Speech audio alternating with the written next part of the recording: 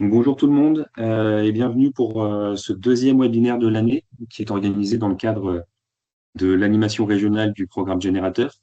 Et aujourd'hui, on va donc parler des nouveaux modèles économiques et voir avec plusieurs retours d'expérience comment ces nouveaux modèles peuvent être une opportunité pour repenser le partage de la valeur.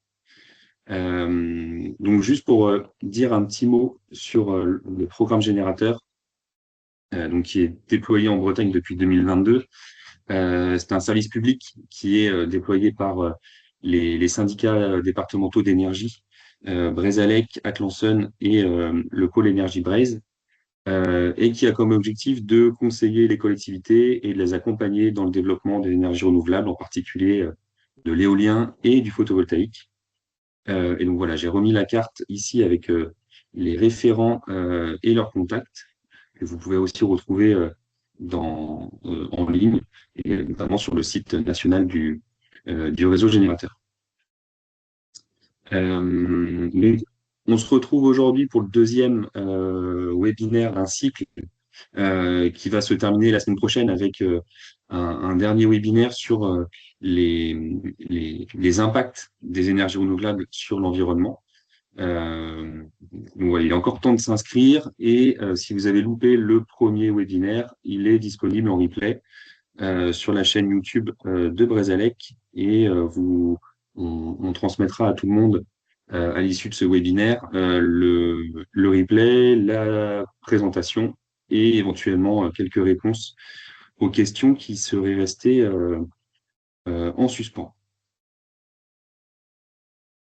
Voilà, donc juste pour faire un petit rappel, si vous avez des questions, n'hésitez pas à les poser dans la conversation. On essaiera d'y répondre au fur et à mesure à l'écrit, et sinon on pourra se prendre aussi un temps à la fin de chaque présentation pour y répondre. Et donc aujourd'hui au programme, on va avoir Clara d'Atlanson qui va nous poser un petit peu le contexte des dispositifs de soutien pour le photovoltaïque, avec une actualité qui est assez chargée. Et ensuite, on aura donc Nicolas du ZEF et Grégory du SDE 35 qui vont nous apporter quelques retours d'expérience euh, sur des projets qu'ils ont pu accompagner, voilà, sur à la fois du photovoltaïque, de l'éolien, et essayer de voir un petit peu comment la valeur créée par ces projets peut profiter au territoire.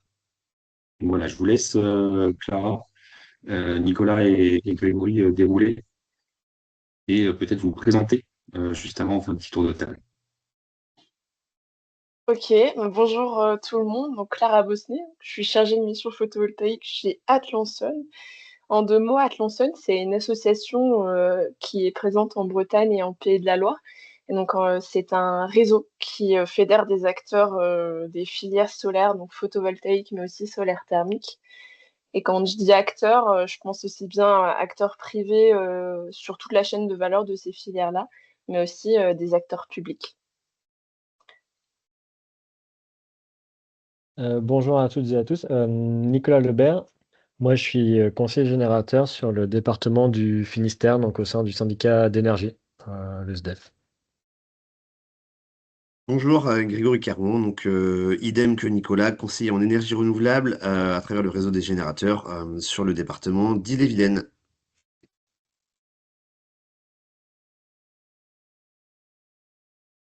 Eh ben, Clara, je te laisse démarrer. Ça marche, merci. Oui, donc l'idée, avant de rentrer dans le vif du sujet et de parler un petit peu des modèles en autoconsommation, c'était de commencer par le contexte pardon, d'évolution des modèles économiques et poser un peu factuellement pourquoi on tend vers d'autres modèles que les modèles basés sur les mécanismes de soutien et de voilà, raconter un petit peu ce qui s'est passé factuellement et ce qui est toujours en train de se passer. Tu peux passer à la slide suivante, Julien. Donc, donc le contexte, c'est en effet qu'on a des changements importants sur les mécanismes de soutien qui sont passés en 2025. Donc avant de rentrer dans le détail, je vais reposer un petit peu les bases de ces mécanismes de soutien. Donc le principe, c'est que l'État achète l'électricité que vous produisez à un tarif garanti sur le long terme. Et ensuite, ces mécanismes de soutien se divisent un peu entre les petits projets et les gros projets. Donc sur les petits projets, on a ce qu'on appelle le guichet ouvert, ou de manière un peu plus barbare, le S21. Donc là, le principe, c'est que les porteurs de projets peuvent demander des contrats d'achat de leur production au fil de l'eau, avec un prix qui est fixé par arrêté et qui est revu tous les trimestres. Et donc, ce mécanisme de versement du tarif d'achat est géré par EDF Obligation d'achat. Ensuite, sur les plus gros projets, donc supérieurs à 500 kW/crête, on a un mécanisme basé sur le complément de rémunération, et donc qui consiste en des appels d'offres sur des périodes précises. Donc là, on n'est plus du tout sur du système au fil de l'eau. Et là, c'est le tarif est proposé par le candidat, et les différents candidats vont être mis en concurrence sur les périodes d'appel d'offres. Et ces fameux appels d'offres sont publiés par la Commission de régulation de l'énergie, la CRE. Tu peux passer à la slide suivante, Julien. Donc une fois qu'on a posé un peu les bases de ces mécanismes, en fait, en 2025 et plus précisément en mars 2025, il y a eu un arrêté modificatif qui a apporté des changements importants sur le tarif d'achat, donc sur les projets entre 0 et 100 kW/crête, où on pouvait demander un contrat au fil de l'eau. Alors, je ne vais pas vous refaire toute l'histoire de ce qui s'est passé et tout ce qu'a modifié cet arrêté-là, mais s'il faut retenir quelques points, le premier, c'est que le tarif a été divisé par 3 sur les plus petits projets, donc qui sont souvent plutôt des projets résidentiels ou sur des entreprises, mais des projets de petite taille entre 0 et 9 kW/crête. Donc le tarif, en fait, du jour au lendemain a été divisé par 3. Et en plus, sur ce segment des plus petits projets, il n'y avait plus, enfin, le tarif pour faire de la vente totale, donc injecter l'intégralité de sa production sur les réseaux et percevoir un revenu pour cela, cette option-là a été complètement supprimée sur ce segment-là. Ensuite, le gros changement aussi apporté en mars 2025, c'est un changement complet de mécanisme sur les projets entre 100 et 500 kW/crête. Donc pour ces projets, il n'y a plus de possibilité de demander un contrat d'achat au fil de l'eau, donc sur le principe du guichet ouvert. Et on passe maintenant, spécifiquement sur ce segment, à un mécanisme en appel d'offres simplifié, donc le fameux AOS, dont vous avez peut-être entendu parler. Donc cet appel d'offres simplifié a finalement pas grand-chose de simplifié, si ce n'est de demander moins de pièces justificatives que des appels d'offres classiques sur les grandes puissances. Et depuis cette annonce en mars 2025, il y a eu une seule période d'AOS qui a été lancée en septembre 2025, avec déjà peu de puissance appelée et encore moins de puissance retenue, parce qu'en fait, on est sur un mécanisme qui est complètement différent du tarif d'achat classique, avec des prérequis beaucoup plus complexes, et ce qui fait que finalement, il y a eu peu d'appelés et encore moins de retenue. Donc voilà pour les points qu'il faut retenir un petit peu là-dessus. Je parle moins du segment entre 9 et 100 kW/crête, mais qui est impacté depuis mars 2025 aussi. Globalement, les tarifs qui ont été revus de manière trimestrielle, même s'ils n'ont pas été très fortement impactés dès mars 2025, là, depuis un an, ils ont été à peu près divisés par 2 sur ces segments-là aussi. Donc, tous ces constats-là posent une conclusion, c'est de dire qu'en fait, sur les projets qui s'adossaient à ce mécanisme de tarif d'achat, c'est de plus en plus complexe de trouver une rentabilité sur ce système-là. Tu peux passer à la slide suivante. Et donc, pourquoi de tels changements finalement en 2025? Alors, il y a quelque chose qu'il faut bien comprendre, c'est que les volumes sont appelés, sont définis par segment de puissance dans la PPE. Donc la PPE, c'est la programmation pluriannuelle de l'énergie. C'est en gros la feuille de route de l'État qui définit la stratégie de politique énergétique de production et de consommation sur 10 ans. Et donc, on est toujours en attente de la PPE 3 qui posait les jalons donc, pour la période 2025-2035. Alors, ça ne vous aura pas échappé que 2025, c'est déjà passé. Et en fait, ça fait plus de 2 ans maintenant qu'on attend cette fameuse PPE 3. Et au fil des discussions, elle a aussi, depuis 2024, accusé des modifications à la baisse, pardon, sur la part dédiée au développement des ENR. Tu peux passer à la slide suivante. Alors, pourquoi une TPE toujours en attente et pourquoi aussi des revues plutôt à la baisse des objectifs de déploiement du photovoltaïque et de l'éolien? En fait, déjà, on est dans un contexte de profonde division politique sur la part à attribuer aux ENR.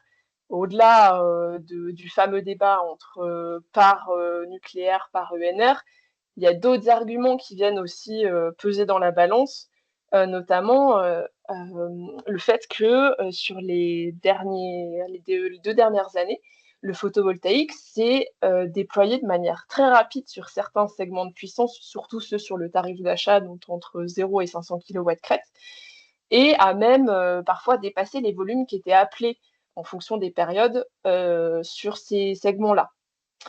Il y a un autre enjeu qui pèse dans la balance et qui fait que le sujet est toujours un peu houleux.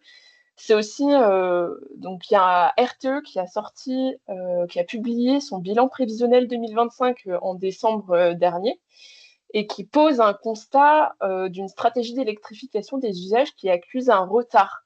Qu'en fait, ce que pose un peu ce bilan, et d'ailleurs, si ça vous intéresse d'en savoir plus, on en parle dans le premier webinaire qu'on a effectué avec RTE et Enedis mi-janvier dans ce cycle de webinaires. Mais en 2 mots, ce bilan prévisionnel d'RTE pose le fait que sur nos moyens de production, et notamment ENR, on est dans les clous et on a déployé ça selon le calendrier qui était projeté. Mais par contre, la consommation d'électricité en face n'est pas au rendez-vous comme on l'avait prévu. Donc, ce qui pose aussi la question de la stratégie dans les années à venir de déploiement des moyens de production. Donc, je vous ai mis là un peu des captures d'écran hein, qui permettent de donner un petit peu l'ambiance dans les filières éoliennes et photovoltaïques. Je parle beaucoup de photovoltaïque parce que Atlanson, on est surtout dans le solaire.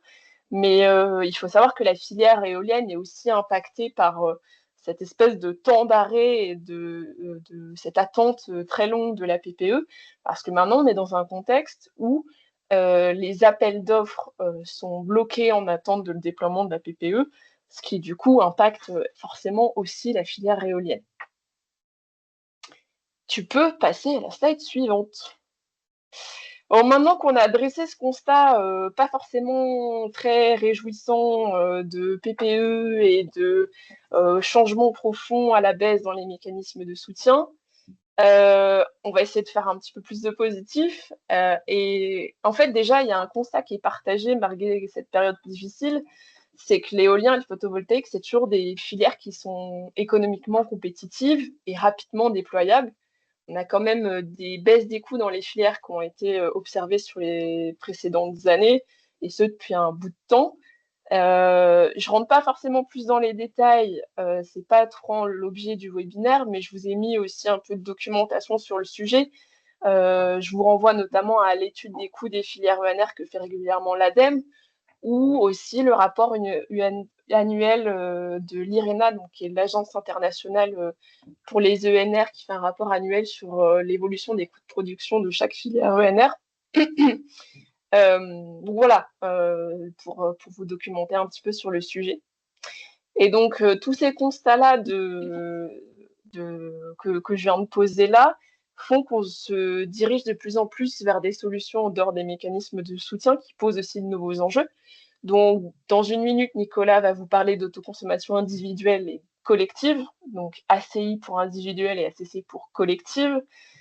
Il y a aussi de plus en plus, bon, même si ces sujets-là étaient déjà sur le devant de la scène avant la baisse drastique des mécanismes de soutien, on se pose de plus en plus la question autour de notions de circuit court et de rapprocher la production de la consommation ENR, avec aussi des enjeux de créer et de garder et de partager la valeur à échelle locale, donc autour des revenus de ces ENR, mais aussi l'idée de créer et de garder des emplois à échelle locale. Et enfin, on en parlera moins dans le cadre de ce webinaire, mais encore une fois, par rapport aux enjeux de rapprocher la production de la consommation qui ne sont pas toujours au même moment dans la production éolienne et photovoltaïque, il y a aussi de plus en plus d'enjeux autour de la flexibilité, forcément. Voilà un petit peu pour le contexte. Donc, je passe la main à Nicolas qui va nous parler d'autoconsommation individuelle et collective à travers des retours d'expérience. Merci Clara. Il y a eu une petite question là dans le chat. Je ne sais pas si tu peux y répondre directement ou si tu le fais par écrit, comme tu veux. Alors, attends, parce que du coup, j'étais sur la présentation. Ouais. Les mégawatts appelés. Alors, je vais peut-être voir parce que je comprends pas tout à fait la question, la première. Je vais répondre par écrit. Ça va être plus simple, je pense. Ah, j'ai eu mes réponses après. Ok. Ok, ça marche. Tant mieux. Eh ben, vas-y Nicolas pour Ok, la CC. merci Clara en tout cas pour la mise en perspective. Moi, je vais vous parler de deux exemples d'autoconsommation, un individuel et un collective. Et tout d'abord, un peu vous expliquer pourquoi en fait on parle de ces projets maintenant. Donc Julien, tu peux peut-être passer à la slide d'après. Alors, Clara a bien mis en évidence le fait que les tarifs d'achat en fait étaient en baisse drastique. Pour rappel, on était à 60 centimes en 2010-2011. Là, était à 13 centimes il y a 2 ans sur les segments 100-500. Et maintenant, sur les 100-500, on est plutôt à 8 centimes et puis sur les 9,36 dans ces eaux-là, quoi. En dessous de 10 centimes en tout cas. Donc, on arrive à ce qu'on peut appeler la parité réseau. Donc, c'est-à-dire à quel moment l'électricité photovoltaïque va avoir un coût inférieur à l'électricité que vous soutirez via votre fournisseur d'électricité. Cette parité réseau, donc on peut la définir de plusieurs manières. Donc, à quel moment on va acheter moins cher via le photovoltaïque, mais elle va dépendre de si on a une autoconsommation individuelle ou collective. En autoconsommation individuelle, ah, on est raccordé directement sur notre site de consommation. Donc, si on regarde notre facture à gauche, on va économiser en fait l'intégralité du montant de notre kilowattheure lorsqu'on va faire de l'autoconsommation. Donc, c'est-à-dire le coût électron, les C2E s'il y en a, la capacité, le TURP qui est le tarif d'utilisation du réseau public d'électricité, l'ACCIS qui est une taxe et la TVA qui est à 20%. Donc, on va économiser tout ça donc, en fonction des contrats qu'on peut avoir. Donc en TRV, on va être aux alentours de 20 centimes à peu près.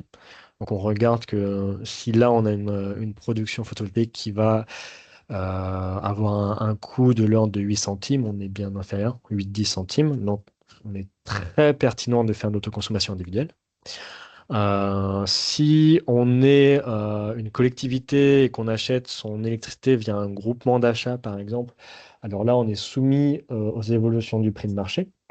Donc, il y a 3 ans, avec la crise énergétique, on avait des tarifs de fourniture électron simple qui étaient aux alentours de 40-60 centimes, donc on était très pertinent. Aujourd'hui, on a des prix de fourniture plus bas, mais le fait d'économiser les taxes fait que en fait, l'autoconsommation individuelle, à peu de choses près, reste quasiment tout le temps très pertinente. Excepté si on a une installation qui va coûter très cher. Par exemple, une toute petite ombrière ou une petite installation sur ardoise. En autoconsommation collective, c'est pas exactement la même chose. Donc, en autoconsommation collective, on va faire de l'autoconsommation virtuelle. Donc, c'est-à-dire que la production va toujours transiter via les réseaux de distribution.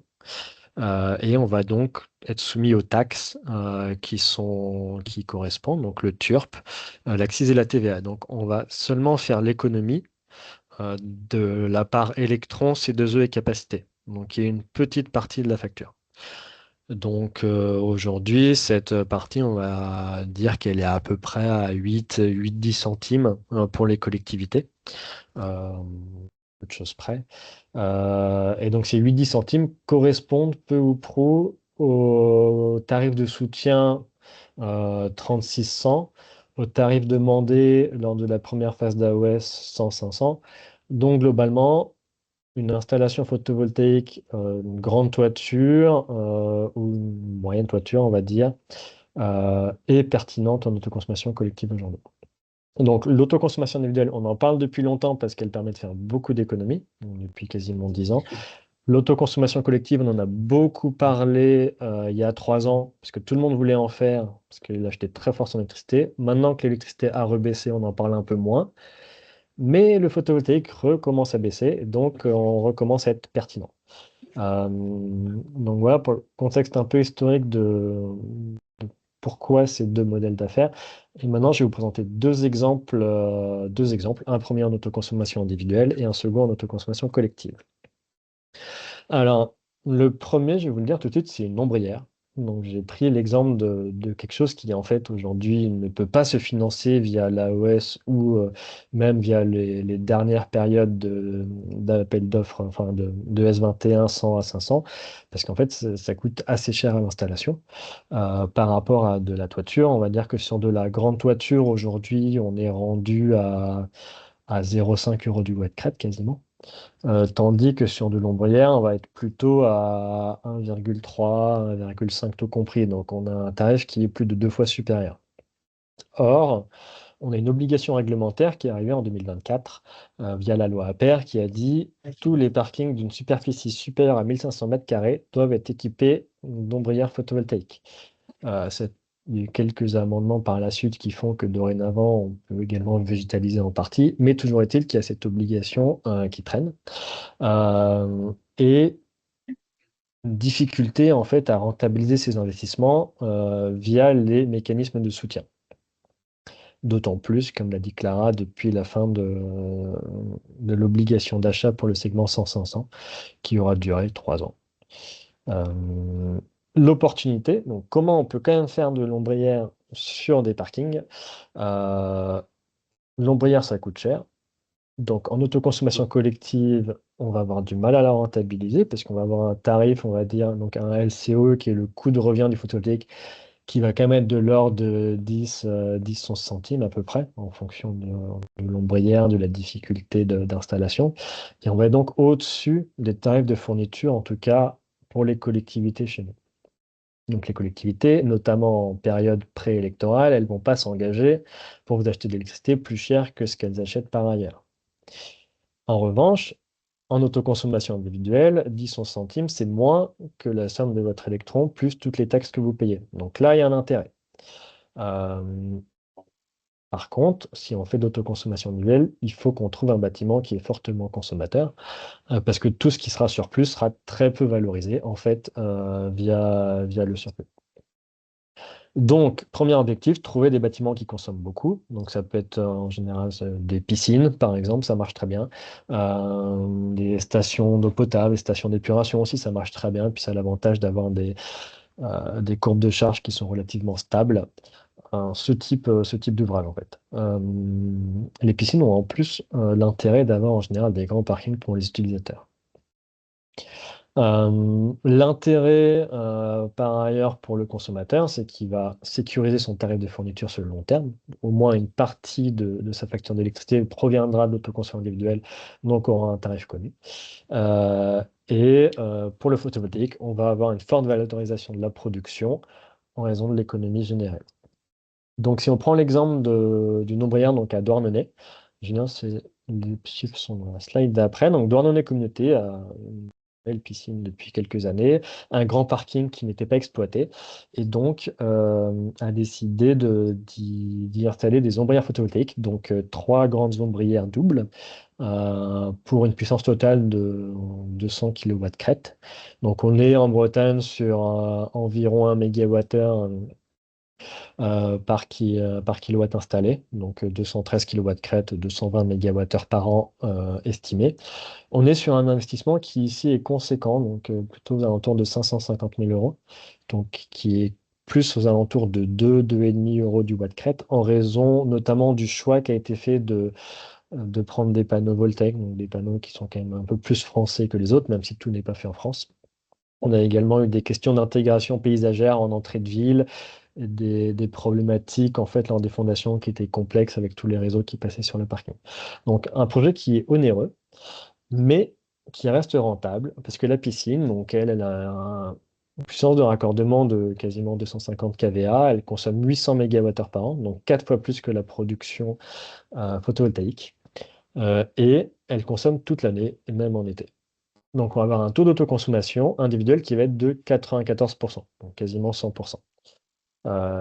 Donc ça nous permet de bien valoriser notre installation. La piscine, elle y a un quart de sa consommation qui va provenir du photovoltaïque, donc il va avoir un coût d'approvisionnement fixe sur 30 ans. Sur les économies générées chaque année, c'est compliqué de les évaluer. Enfin, étant donné la variabilité du coût de fourniture d'électricité ces dernières années. Donc, si on avait pris un exemple, il y a 3 ans, on était à 60 euros du mégawattheure, hein, 225 fois 60, ça fait beaucoup. Ça fait à peu près 100 000 euros, quoi. Donc, un cinquième de l'investissement. Là, on est plus aux alentours de 15 centimes, donc on va être sur des économies générées de l'ordre de 40 000 euros par an, quoi. Euh, Premier exemple, donc en autoconsommation individuelle. Maintenant, tous les projets ne peuvent pas être en autoconsommation individuelle. On a des bâtiments qui ne seront pas propices à l'installation de panneaux photovoltaïques. On va avoir peut-être plein de bâtiments dispersés dans les communes ou les communautés de communes. Donc, la question de l'autoconsommation collective est pertinente à ce moment-là. Et je vais vous présenter un cas qu'on a dans le Finistère, donc dans le pays d'Iroise. L'autoconsommation collective, historiquement, donc, on a une maille de 2 km. Il fallait que tous les participants soient au plus éloignés de 2 km les uns des autres. On a divers décrets qui ont augmenté ce périmètre. Donc, tout d'abord en fonction de la typologie de commune. Donc, maintenant, si on est sur une commune rurale, on peut aller sur des distances de 20 km. Sur du périurbain, on va être sur du 10 km. Sur l'urbain, on reste à 2 km. Nous, on est à 90% des communes rurales, donc on a quasiment intégralement des périmètres 20 km sur le département, donc ce qui permet d'aller assez loin. Mais toujours est-il que sur certaines communautés de communes, on dépasse ces 20 km et depuis un an, il est possible de monter des opérations d'autoconsommation collective territoriale à la maille de l'EPCI, si tant est que l'ensemble des participants producteurs et consommateurs soient des collectivités ou ou organismes privés exerçant une mission de service public ou SEM de collectivité. Donc, sur la CCPI, le choix a été fait de monter une opération d'autoconsommation collective territoriale en montant un groupement de commandes au niveau de la communauté de communes pour sélectionner un producteur dont l'objectif serait de fournir l'ensemble des communes en électricité renouvelable, photovoltaïque ou éolien. L'idée, c'était d'obtenir un tarif de fourniture compétitif, donc en se mettant à plusieurs. Donc là, on a la communauté de communes qui est dans le groupement, on a pas mal de communes, on a également des EHPAD, on a le SDEF pour les bornes de recharge, on a des OGEC, on a divers organismes pour une consommation totale de l'ordre de 10 gigawattheures par an. Donc on commence à être assez conséquent. Et l'actif de production cible était donc de l'éolien ou du PV, et le marché a été lancé en fin d'année dernière et est en cours d'attribution. Donc Julien, si tu peux passer à la slide d'après. Ah non, bon, j'ai pas mis les résultats parce qu'on est en attribution, mais globalement,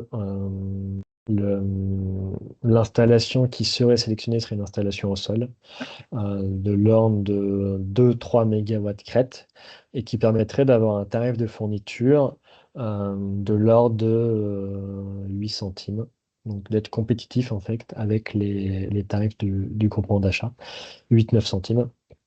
Donc ce qui permettrait en fait euh, de valoriser de la production au sol.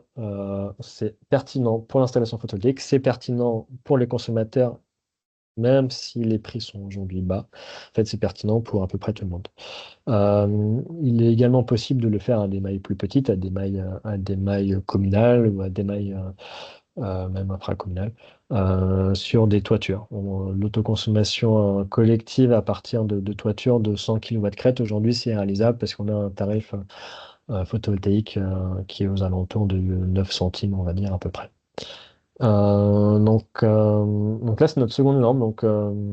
Je sais qu'il y a plusieurs autres collectivités, en tout cas dans le Finistère, qui souhaitent ou qui ont déjà monté ce type de projet, mais ça permet d'atteindre toutes les communes, de mutualiser les services, de mutualiser les PMO, les frais de gestion, etc. Donc, c'est totalement réplicable par ailleurs. Donc pour finir, je vais dire deux mots sur le programme Accélère.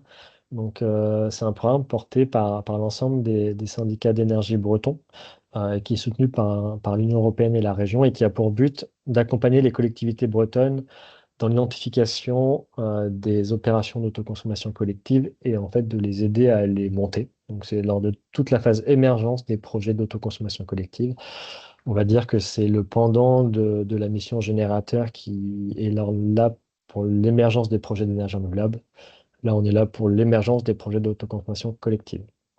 L'idée, ce sera aussi de partager les expériences et de recenser l'ensemble des initiatives qui ont lieu sur la région et de produire des documents et outils qui seront partageables. Donc ça va arriver courant 2026.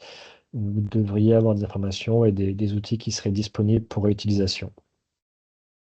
Et si vous avez les différents contacts des conseillers accélères sur la région.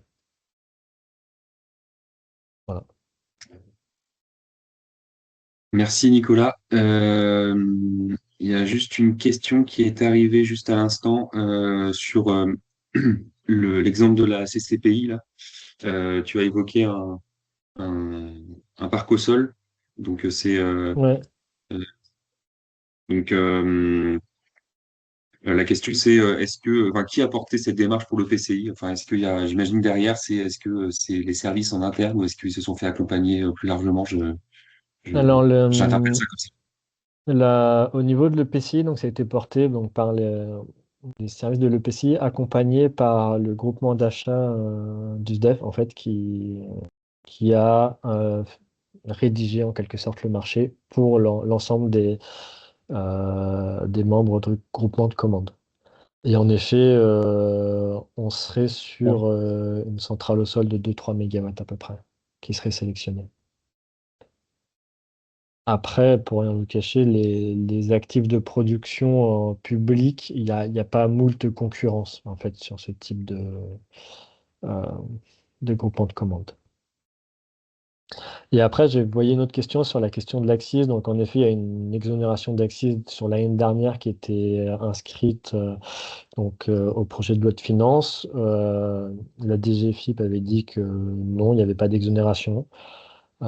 C'était sujet à débat. Nous, en tout cas, on ne considère pas cette exonération comme acquise. On considère qu'elle peut être, si elle est existante pour 2005, qu'elle pourrait être exclue pour les années futures. Donc, on préfère prendre le pire des cas dans lequel on n'a pas d'exonération d'acquise pour l'autoconsommation collective.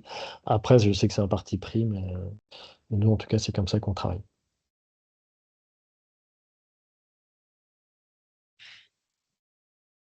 Et pourquoi pas plus de concurrence? En fait, là, on a une maille EPCI pour la boucle d'autoconsommation collective. Donc, comme je le disais, quand on va chercher une maille EPCI, il faut que l'ensemble des participants producteurs et consommateurs soient des organismes publics, des SEM ou des organismes privés exerçant des missions de service public. Donc, il faut à tout prix que le producteur, en fait, il soit un service public, soit une SEM. Et après, bon, ça va dépendre des départements, mais chez nous, et en tout cas dans ces coins-là, des, des installations de puissance de plusieurs mégawatts, il n'y en a pas beaucoup, et encore moins des publics, en fait. Donc, ça va aller assez vite. Il y a une question qui est arrivée aussi sur l'intégration du stockage dans les nouveaux modèles économiques. Alors, je ne sais pas si on ouvre cette boîte du stockage, parce que si vous avez quelque chose à dire Hmm, en une minute. ouais, bah, oui, c'est vrai. C'est en particulier. Après, le stockage reste quand même assez cher. On va dire que le stockage, il peut trouver sa pertinence lorsqu'on va aller chercher plusieurs revenus. En tout cas, moi, de la vision. C'est-à-dire qu'on va aller chercher à la fois les mécanismes de soutien réseau, réserve primaire, secondaire, qu'on va aller jouer sur les spreads sur le marché spot et également pour augmenter les taux d'autoconsommation. Aujourd'hui, nous, on va quand même potentiellement essayer d'ajouter un actif de stockage à cette opération d'autoconsommation collective sur la CCPI. Mais on regarde si on peut le financer et avoir une aide en fait à l'investissement. Parce que sinon, financer un actif de stockage pur pour augmenter un taux d'autoconsommation collective, la rentabilité reste limitée. Donc, stockage, oui, ça bouge pas mal en ce moment. Après, aujourd'hui, le stockage bouge quand même principalement sur les mécanismes de soutien réseau, en raison de plus forte rentabilité économique de ces services. Merci Nicolas. Je vois qu'il y a deux autres questions qui sont arrivées. Peut-être essayer de voir si on peut y répondre par écrit, et comme ça Ouais. on peut poursuivre avec les retours d'expérience sur l'éolien. Grégory, je te laisse la parole. Oui, merci Ok. Julien. En effet, donc on va aborder justement cette création et cette partage de la valeur à travers trois retours d'expérience éolien. Donc je vais vous présenter ces retours à travers l'implication de collectifs citoyens, de collectivités, présentant justement une diversité dans les modalités de portage et donc dans les différentes retombées aussi territoriales et les valorisations qui sont possibles. Le premier, un parc éolien qui est bien connu de la région Bretagne en tout cas, qui est le parc de Bégawatt sur la commune de Bégane. Pour resituer un petit peu le projet, il a été initié en 2002 avec justement un couple d'agriculteurs qui souhaitait s'équiper d'une éolienne et qui s'est posé la question justement de pourquoi pas lancer un projet collectif. Et c'est cette idée-là justement de projet collectif et de construction qui les a portés, qui les a animés, avec justement comme leitmotiv de financer eux-mêmes la production de l'énergie qu'ils vont derrière consommer. Donc sur un objectif justement qui les a rassemblés. C'est devenu derrière voilà le premier parc éolien coopératif entre acteurs locaux, voilà associé à une sensibilisation aussi forte sur la partie économie d'énergie et l'ambition justement d'essaimer un petit peu leur expérience. Ce qui est intéressant dans ce parc-là, hein, qui est composé de 4 éoliennes de 2 mégawatts, qui produit environ 18 000 mégawattheures et qui alimente environ 6 000 habitants, c'est justement le fait qu'il arrive à environ 10 ans d'exploitation. Et que un bilan en tout cas et des indicateurs ont pu être tirés justement de ce premier cycle d'exploitation. Julien, ouais. Voilà, donc justement sur la création de valeur qu'a permis ce parc-là, détenu hein, par environ 1000 personnes du territoire, il a permis justement de valoriser 1 euro investi à hauteur de 2,77 euros. Alors les données là, hein, j'ai mis le terme environ à chaque fois, hein, puisque c'est des données à prendre voilà, avec un petit peu de recul. Hein, néanmoins, on voit que 1 euro investi permet d'atteindre presque 3 euros derrière de création de richesse sur le territoire. Au niveau des recettes fiscales pour les collectivités, hein, que ce soit départements, intercommunalités, communes, elles ont été d'environ 900 000 euros hein, cumulés. Ce qui n'est pas négligeable derrière pour ces collectivités-là, justement pour contribuer ben, au budget de fonctionnement de la collectivité et d'actions à mener par la suite sur des actions justement liées à la transition énergétique ou je dirais à la transition écologique plus largement. Euh, si on s'attarde sur justement la partie du capital investi et les recettes qui en ont découlé, elles sont là de l'ordre d'environ 700 000 euros, dont 60% pour les habitants et les structures locales. Ensuite, vous retrouvez les activités économiques locales pour environ 1 million d'euros, hein, c'est-à-dire que les différents entreprises qui ont pu être, qui ont pu intervenir, hein, sur le parc, que ce soit sur de la partie voirie, de la partie paysage, de la partie bureau d'études, voilà, ça a permis de générer environ 1 million d'euros d'activité économique. Et enfin, sur la redistribution justement de ce capital investi, il est de l'ordre d'environ 500 000 euros sur des actions de sobriété énergétique, également de flexibilité, d'action auprès de la population sur ces aspects également sobriété, efficacité énergétique. Et on voit le logo du coup, hein, EPV, hein, qui était à la base éolienne en Pays de Vilaine, qui est devenue énergie en Pays de Vilaine, et derrière qui permet aujourd'hui d'avoir un certain nombre de salariés, d'emplois générés à travers cette association aussi, qui justement a vocation à aborder tous les sujets énergétiques sur le territoire de Redon Agglomération. Euh, donc ça, c'est voilà, un bel exemple aujourd'hui avec des données qui sont réelles, concrètes sur ce territoire. On peut passer au deuxième parc qui est le parc de Féol, qui est sur le territoire donc, du coup de Rechauffé Communauté. Euh, Au niveau concernant sa genèse, en fait, c'est voilà, c'est environ une quinzaine de citoyens qui, un petit peu dans la continuité, hein, du premier parc de Bégane, a donné des idées. Et en 2010, voilà, il y a l'association Énergie des Fées qui a été constituée en vue de lancer un parc éolien citoyen et de travailler aussi plus largement sur la thématique des économies d'énergie. Donc l'association a mené, hein, pendant de longues années justement des actions ciblées pour sensibiliser à la fois la population sur les économies d'énergie, les aides mobilisables, sur les travaux d'amélioration de l'habitat, etc. Mais également les écoles avec des animations pédagogiques sur la transition énergétique, les énergies renouvelables.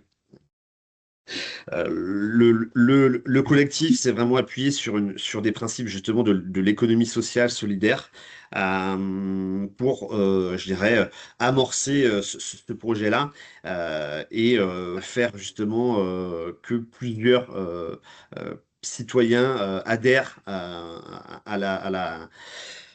au projet de territoire et aux valeurs justement qui s'y rattachent.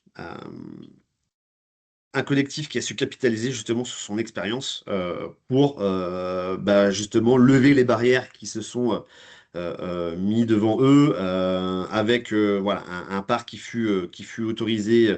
Je crois que c'est de l'ordre de 2018, mais j'ai un petit peu de doute, mais c'était un peu plus tard, je crois. Et par la suite, il y a eu une année qui a été un petit peu charnière en 2022, qui a fait que il y a eu des taux d'intérêt qui ont été assez conséquents en termes de hausse, et également l'inflation en termes de matériel, de turbines notamment, qui ont été vraiment aussi avec une tendance très haussière, ce qui les a amenés à repenser justement la constitution, en tout cas de leur collectif, et faire en sorte que pour mener à bien la continuité de leur projet, ils allaient être amenés à repenser ce collectif. Ce qui a permis du coup notamment l'intercommunalité d'être amené à intégrer le collectif, la coopérative citoyenne, hein, dans un premier temps, et dans un deuxième temps, le collectif citoyen a aussi élargi le capital avec l'ouverture des parts à différents acteurs. Nous, on retrouve notamment dans ces acteurs-là Énergie Partagée, hein, et également deux SEM, la SEM territoriale énergie et une SEM de l'Île-de-France, il me semble, la CIP ENR. Donc dans ce qui est intéressant justement sur l'évolution de ce collectif, c'est elle a su justement, tu peux passer Julien, je crois, à la prochaine, Euh, mais elle a su justement faire évoluer son idée première pour continuer hein, et permettre la continuité du projet et intégrer un ensemble d'acteurs locaux pour les aider et les accompagner dans la démarche de production d'énergie locale renouvelable.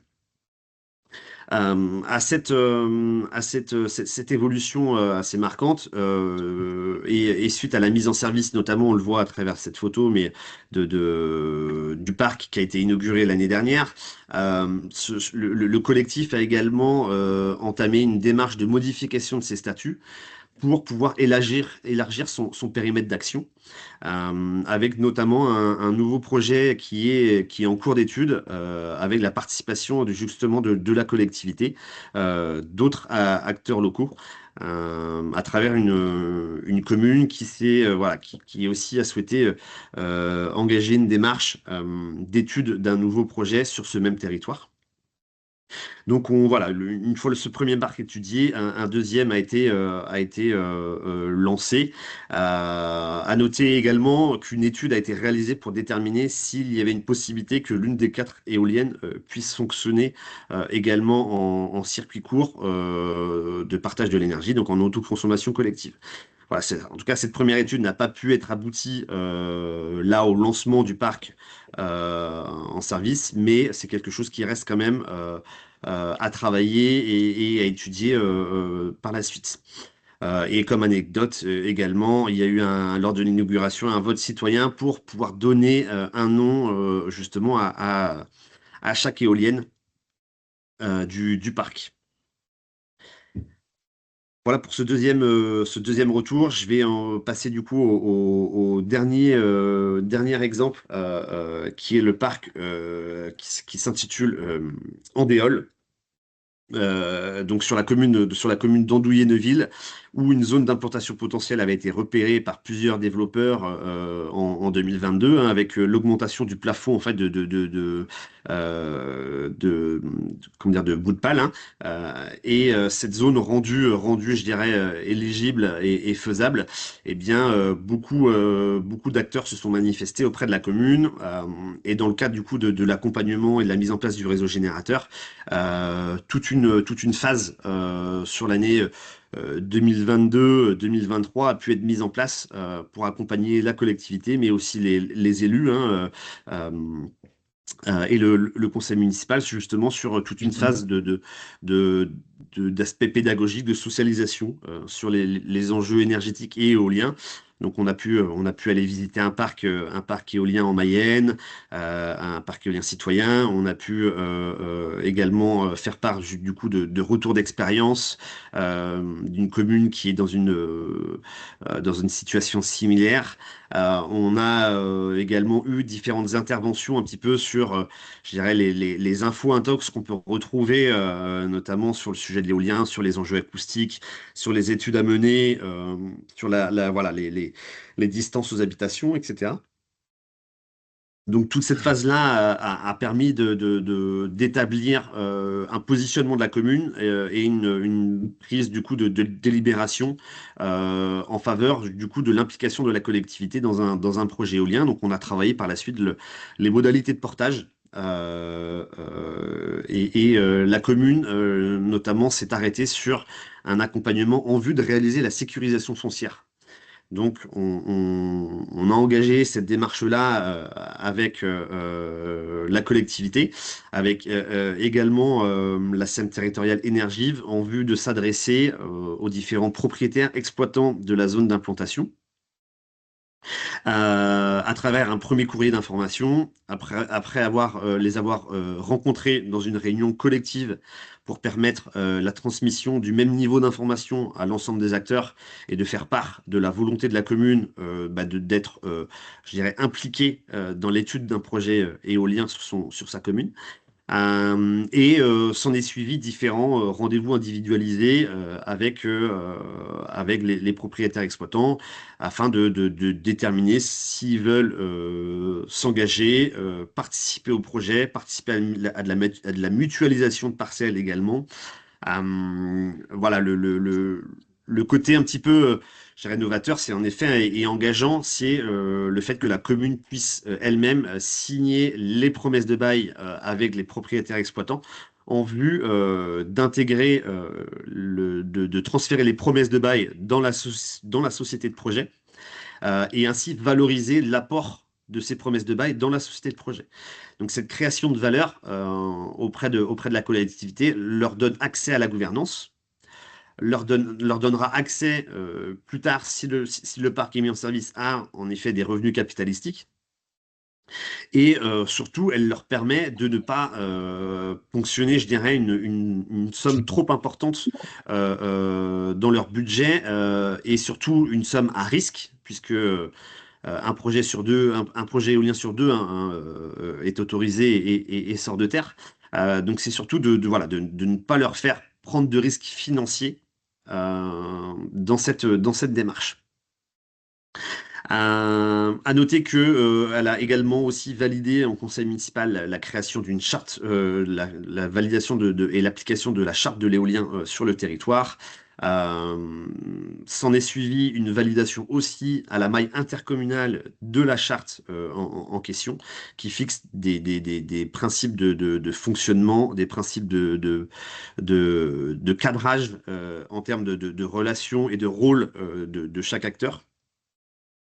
Avec aussi comme ambition d'avoir une forte, comment dire, concertation. Tu peux mettre, Julien, justement où on met en tout cas, on favorise une forte concertation, notamment à travers des moyens mis en place par la CEM Énergie, justement sur un projet qui fait foi d'une transparence, d'une culture commune, qui fait foi justement d'un ancrage local, d'une gouvernance partagée et d'un projet qui est respectueux de l'environnement, de l'écosystème. Donc à travers ces différentes actions de concertation, on peut retrouver notamment les différents partenaires qui ont pu expliquer l'avancée des études diverses, répondre aux questions, échanger avec les parties prenantes, avec la réalisation d'un porte-à-porte, de rencontres citoyennes, d'ateliers collectifs, de sondages, avec un quiz climat également réalisé dans le café associatif de la commune. Voilà, donc le fruit d'une concertation ambitieuse mise en place sur ce projet-là. Tu peux avancer aussi, euh, Julien. Donc voilà, hein, je vous ai passé, hein, vous avez pu voir un petit peu l'ensemble de la temporalité du projet.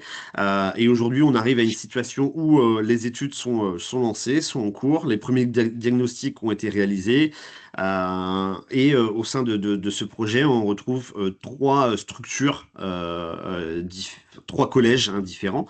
Un collège privé où, après des auditions, un développeur a été du coup recruté hein, au nom de Vent Solaire. Le collège public s'est construit autour de la commune avec Andouillé-Neuville, avec l'intercommunalité, avec la SEM territoriale et également un collège citoyen où on retrouve Énergie Partagée, Enercop Bretagne et la coopérative citoyenne des survoltés qui est en place sur le territoire du Val-d'Île de Bigné. Donc on voit il y a une part d'égalité entre chaque acteur qui dispose d'un tiers des parts, avec notamment une part, je dirais, plus territoriale pour les acteurs locaux, avec le collège public et le collège citoyen qui représentent 66% des parts du projet. Donc ça, ce type de portage projet est une typologie qu'on essaie de dupliquer, hein, de développer sur le territoire, puisqu'il permet justement d'avoir une implication et une présence forte des acteurs locaux afin de maîtriser les différents enjeux de ce type de projet.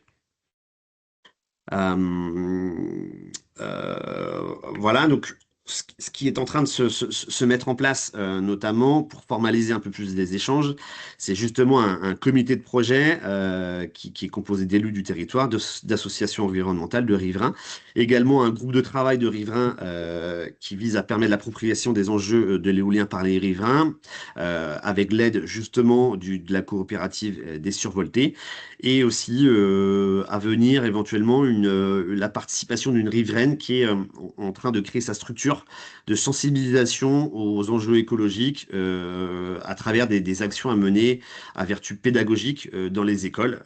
Donc ça permet aussi voilà, de, euh, de favoriser la création en fait, de richesses locales par des activités économiques émergentes très locales. Euh, voilà ce que j'avais à vous dire sur justement ce projet. Pour conclure, juste sur justement la partie valorisation. Alors on parle souvent et on s'arrête souvent sur la valorisation économique des projets. Comme on a pu le voir sur ces différents exemples, la valorisation et le partage de la valeur s'accompagnent également de création de valeur sociale. Hein, à travers le dialogue territorial, à travers les coopérations locales, à travers des engagements en faveur de la sobriété énergétique, de la précarité énergétique, également de la création de valeurs environnementales à travers justement des mesures ERC par exemple, des mesures d'adaptation au changement climatique. euh, euh, qui permettent d'être mises en place. Donc on est vraiment sur un volet à 360 de la création de valeurs locales et je dirais de l'action sur l'écosystème de manière en effet globale, en apportant des changements justement aussi sur la partie comportementale, des changements aussi au niveau des modes de consommation et aussi de consommation et de production d'énergie, comme on a pu le voir avec Nicolas aussi au préalable.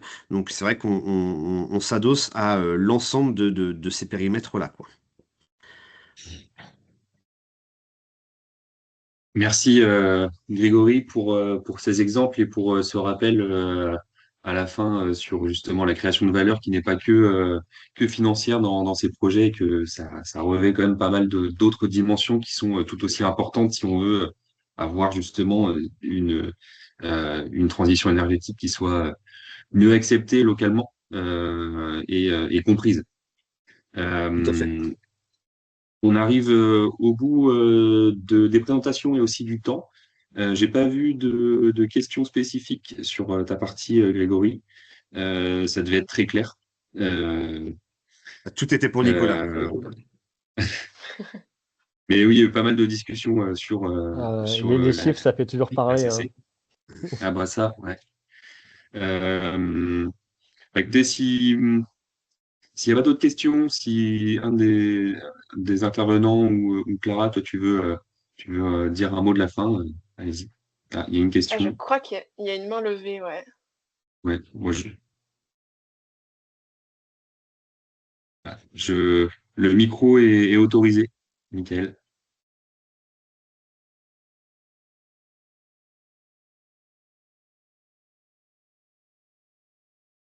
Est-ce que vous m'entendez? Oui, Oui, c'est bon. vas-y.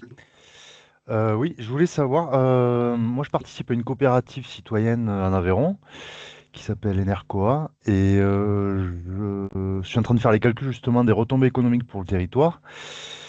Et ce que je m'aperçois, c'est que ça bénéficie quand même beaucoup aux banques dans le sens où on apporte que 10 ou 20% de fonds propres et le reste de l'investissement, c'est les banques. Donc au final, moi pour l'instant, ce que je me rends compte, c'est que effectivement, ça profite un petit peu plus au territoire, mais ça profite surtout beaucoup aux banques. Du coup, je voulais savoir quels étaient vos retours d'expérience là-dessus, puisque voilà, le capital, on peut pas, c'est surtout les banques qui investissent, quoi. Oui, oui, tout à fait, hein. Bah, c'est sûr, hein, aujourd'hui, les banques, j'ai envie de dire, heureusement qu'elles sont là. Parce que c'est sûr que des projets à 15 millions, 20 millions d'euros, aujourd'hui, on est obligé de faire porter une partie de ces investissements, hein, par les banques aujourd'hui, hein. Donc, c'est sûr que dans leur rôle de banquier, eh ben forcément, ils dégagent de la valeur aussi chez eux, hein, et une grande partie de la valeur est créée chez eux. Et c'est vrai qu'on n'en parle pas beaucoup de ce volet-là, hein. On s'arrête plutôt à la création de valeur locale auprès des structures locales. Euh, mais en effet, plus on peut se passer en tout cas des banques et avoir des investissements citoyens locaux, plus on pourra flécher les retombées vers les structures locales et avoir, je dirais, un vase communicant qui soit à la baisse du côté des banques et qui soit un peu plus important du côté des structures locales. Donc, l'important est de pouvoir en effet animer la dynamique citoyenne locale pour avoir un maximum d'acteurs participants, quoi. D'accord, je vous remercie. Et du coup, est-ce que ça vous vaudrait pas le coup que sur ces projets-là, plutôt que la coopérative reste la plupart du temps sur des citoyens locaux, ouvre plutôt le capital à l'ensemble des citoyens en France, par exemple, à travers Énergie Partagée, pour justement augmenter les retombées économiques sur des habitants plutôt que sur les banques? Bonne question, Julien. Après, sur Énergie Partagée, tu peux aussi contribuer, mais il participe déjà. C'est-à-dire que sur cette phase à risque-là, il y a déjà une partie qui vient en fait d'acteurs investisseurs d'énergie partagée au niveau national. C'est-à-dire que le temps, en fait, sur la phase à risque, le temps que se constitue, je dirais, la dynamique locale, eh bien, c'est énergie partagée qui est amenée à contribuer, en fait, sur les premières dépenses, quoi. D'accord, merci beaucoup pour vos réponses.